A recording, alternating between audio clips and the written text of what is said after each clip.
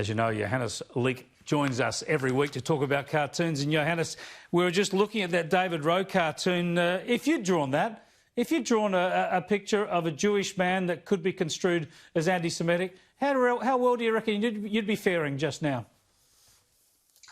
Well, yeah, that's a good question, Chris. I know that, depending on which side of the political spectrum you're perceived to be on, you can expect a certain amount of, backlash, or more backlash or less backlash, depending on that, I suppose, on Twitter, etc. But the thing that worries me about this is that we know that there are red lines drawn around all sorts of minority groups, with regards to, the commentary that we're allowed to make about them sometimes, issues around these groups.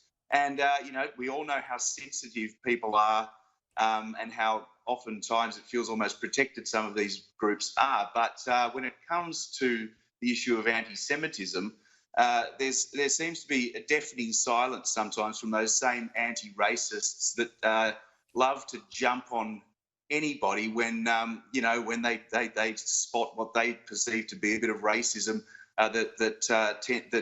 is directed, in their opinion, towards one of their sort of pet groups, if you know what I mean. Spot on. It is that same old double standard, and it's been highlighted again there. Let's get to a cracking cartoon of yours, but before we show it, let's have a look at this incident that happened last week that seemed to be just the trigger that Johannes Leak needed. 10,000 Australians... Can everyone get off the grass, please? Sure. Let's just move back from there. Oh. Sorry. Hey guys, I've just reseated that. Yeah, please, off the thing. Sorry, mate. That's all good, thanks. So it's the projects that count. It's the projects that count. And I was talking about the first home loan deposit scheme. We all love that, don't we? That's what we love about Australia. And Johannes, I love the cartoon that you drew, inspired on that. It looked at the issue of foreign ownership, really. You had Chairman Daniel Andrews out on the front lawn saying, "Get off the grass, will you? I just ceded that," C-E-D-E-D. And, of course, he's ceded Victoria to China. He's got the Chinese flag there. And you've got Scott Morrison and Josh Frydenberg out the front. It's just beautiful marriage of these two issues.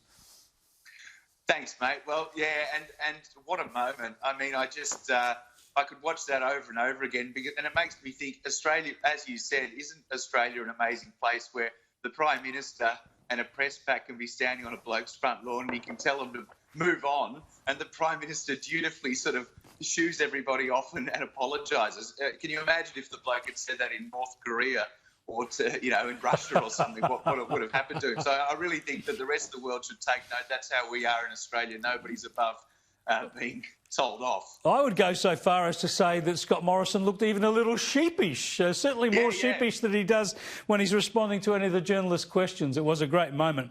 Now, let's have a look at Mark Knight's cartoon in the Herald Sun, a great cartoon about the protest issue we've been talking about.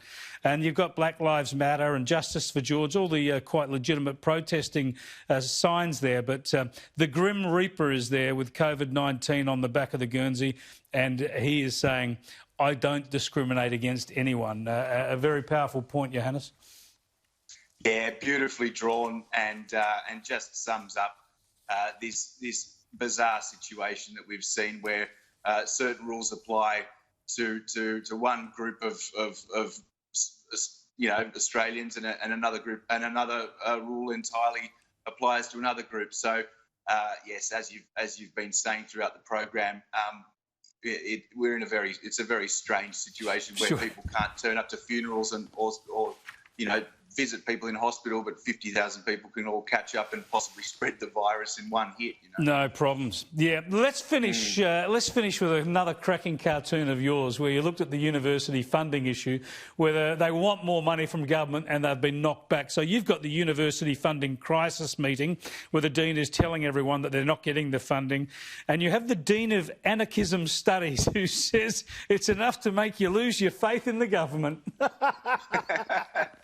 Well, you really do get the feeling with some of these humanities subjects and the teachers and lecturers they have there, they spend all their time white anti-Western civilization and white anti the idea of government and democracy and all the rest of it. And then suddenly when the funding, when they hit the hard times when it comes to Chinese students funding the place, they all of a sudden they think, well, where's the government right Where's now? the I just government? thought there was something to pick up there. Yeah, you nailed it, Johannes. You didn't just pick it up, you slammed it through from about 50 metres out. Well done. Great to talk to you again. Thanks, Talk to you mate. next week. Cheers, Chris.